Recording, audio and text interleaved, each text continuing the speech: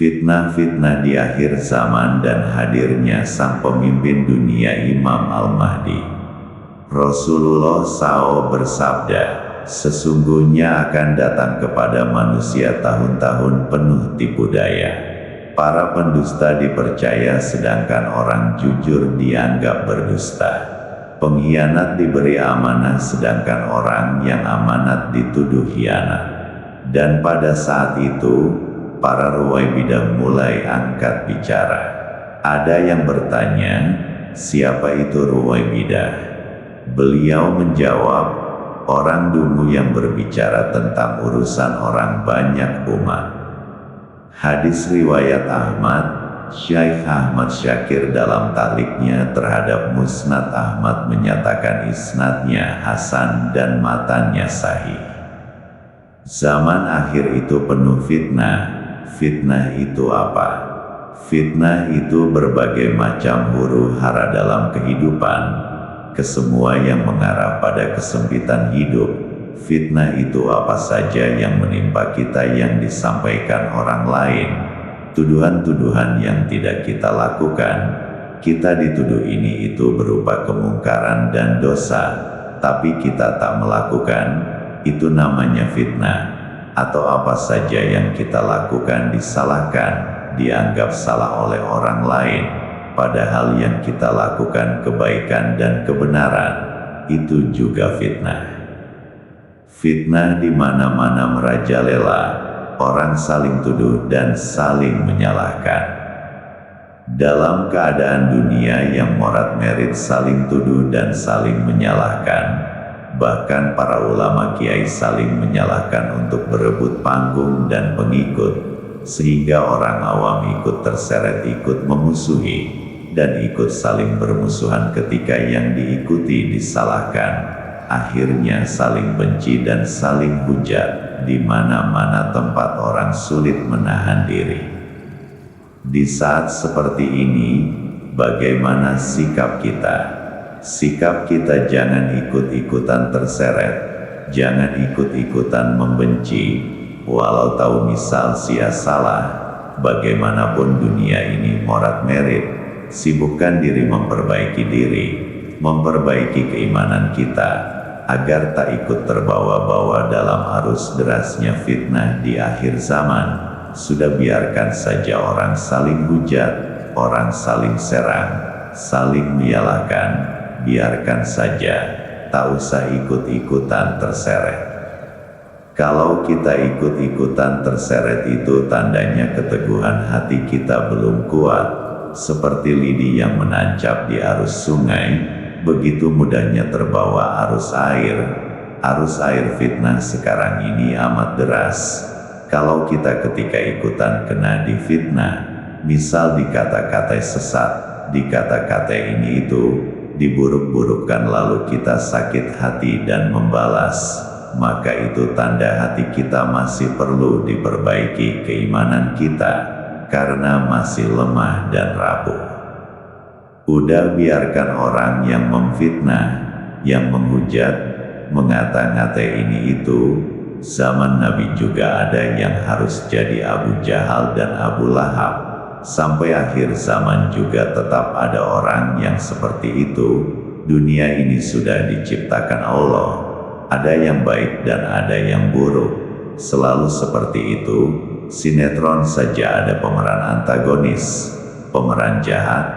Kalau gak ada jahatnya, ya sinetron gak terbentuk cerita. Misal sinetron isinya makan, kenyang, ya gak bagus ditonton. Jadi harus ada pemeran jahatnya. Dunia juga begitu. Harus ada pemeran penjahat dan pemeran orang baik. Alhamdulillah jika kamu dijadikan Allah berperan sebagai orang baiknya, yaitu yang selalu dimusuhi, difitnah, dihujat, dikata-katai buruk, berarti nanti kamu akan dikumpulkan bersama nabi-nabi. Orang paling enak itu dimusuhi atau difitnah, kok enak? Karena ketika kita difitnah, dimusuhi, lalu kita sabar, itu setiap tarikan nafas kita adalah pahala. orang yang ketika dimusuhi lalu sabar itu tandanya sedang ditarik Allah menjadi kekasihnya, Allah beserta orang-orang yang sabar. Wong gak enak gimana, kita dimusuhi, yang musuhi itu kan musuhi kita, sudah mos-mosan musuhi, ketika lapar, dia misal makan di warung, maka makanannya yang dia makan, dia bayar sendiri, bukan kita yang bayar, ya gak? Padahal seharian dia sudah mos-mosan kerja untuk kita, kerja apa? Kerja musuhi kita itu kan kerja untuk kita, kerja mencarikan pahala dari sabar untuk kita. Ketika kita dimusuhi, yang musuhi kita, yang kerja mencarikan pahala untuk kita tak usah membayarnya, bahkan kita tak usah merekrutnya jadi pekerja kita, sebagai pekerja menjelek-jelekkan kita. Kerja menjelek-jelekkan itu gak mudah loh, karena kalau tak biasa melakukan akan kesulitan mencari bahan kata-kata yang jelek, soalnya di kamus bahasa Indonesia kadang gak ada. Kita sudah dijelek-jelekkan, lalu kita sabar, tahu bentuknya sabar. Kotak, persegi, warnanya apa sabar itu? Hijau, biru, merah, atau warna apa? Kok bisa-bisanya kita punya rasa sabar, kalau tak tahu bentuk dan warnanya? Beli di mana sabar itu? Di Indomaret, pasar tradisional, atau di mana? Sabar itu adalah Allah yang menaruhnya, kita tak beli, ada di batin kita, karena Allah menaruhnya. Ajaib tidak?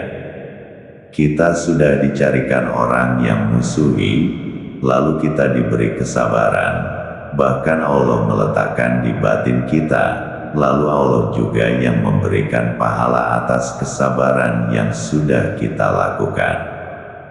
Jadi semua sudah dirancang sedemikian rupa oleh Allah, merancang semua agar kita jadi kekasihnya. Jadi intinya Allah Rabbil Alamina yang mengatur semuanya sedemikian detailnya untuk kita agar jadi kekasihnya.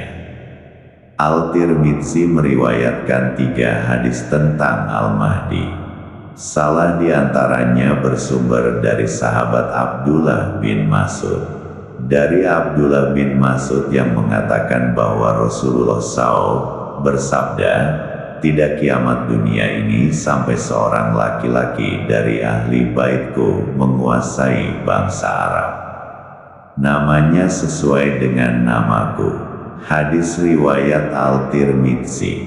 Saya garis bawahi, sabda Nabi SAW, seorang laki-laki dari ahli baitku.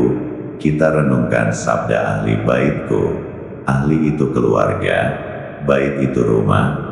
Kalau digabung artinya, keluarga yang tinggal di rumahku, orang-orang yang tinggal di rumah Nabi sebagai keluarga Nabi saat dulu. Ada Syaidah Khadijah, Syaidah Fatimah, Syaidah Aisyah, Syaidina Hasan, Syaidina Husain, juga anak dan istri-istri Nabi yang lain. Pertanyaannya, apa mungkin Imam Mahdi yang di akhir zaman itu tinggal serumah dengan orang-orang yang dulu serumah dengan Rasulullah SAW, padahal mereka semua sudah wafat? Sehingga Nabi SAW memberi isyarat kalau Imam Mahdi itu adalah salah satu ahli baitnya, atau lelaki yang tinggal serumah dengan beliau Nabi Muhammad SAW.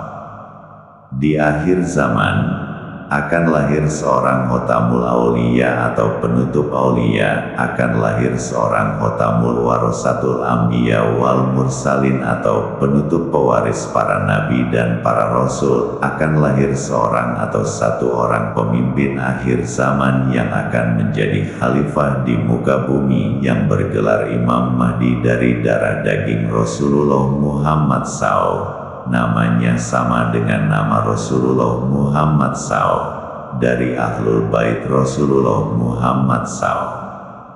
Dikatakan dari Ahlul Bait itu artinya dari keluarga yang tinggal satu rumah dengan Rasulullah Muhammad SAW. Siapakah beliau? Anda boleh bertanya-tanya sampai akhir hayat Anda, tapi Anda diam saja tanpa berusaha mencari tahu siapa dan di mana. Dan ketika Anda dikasih tahu pun Anda diam tidak bergeming karena Anda merasa lebih tahu, karena Anda merasa memiliki keilmuan agama lebih banyak, karena Anda merasa hafiz Quran dan ribuan hadis, karena Anda merasa telah ngaji belasan hingga puluhan kitab, tapi Anda tetap buta tidak tahu siapa beliau yang akan menjadi pemimpin akhir zaman. Padahal dalam angan-angan Anda mengaku sebagai pengikut Imam Mahdi, dan dimanapun Anda berada selalu berteriak akan berjuang bersama Imam Mahdi untuk melawan Dajjal dan para pengikutnya. Tapi Anda tetap kebingungan siapa dan di mana beliau, Imam Mahdi. Jika ingin menjadi pengikut seseorang atau pengikut siapapun, tentunya harus ada syarat dan ketentuannya. Nah, syarat dan ketentuan itulah yang harus dipenuhi agar dapat menjadi pengikutnya. Dan ketika Anda berkata kalau syarat dengan ketentuannya sangat berat, mau jadi pasukan Hamas di Palestina saja harus hafiz Al-Quran 30 juz. Apalagi mau jadi pengikut Imam Mahdi yang akan melawan musuh yang keilmuannya sangat tinggi yang bernama Dajjal dan pengikut-pengikutnya orang-orang kafir, bangsa dukun, dan bangsa iblis, siluman, jin fasik yang tidak kelihatan dengan mata lahiriah yang jumlahnya bisa jutaan triliun lebih. Itulah lawan beliau, Imam Mahdi. Siapapun tidak akan ada yang dapat menolak ketetapan yang Allah Subhanahu wa Ta'ala tetapkan.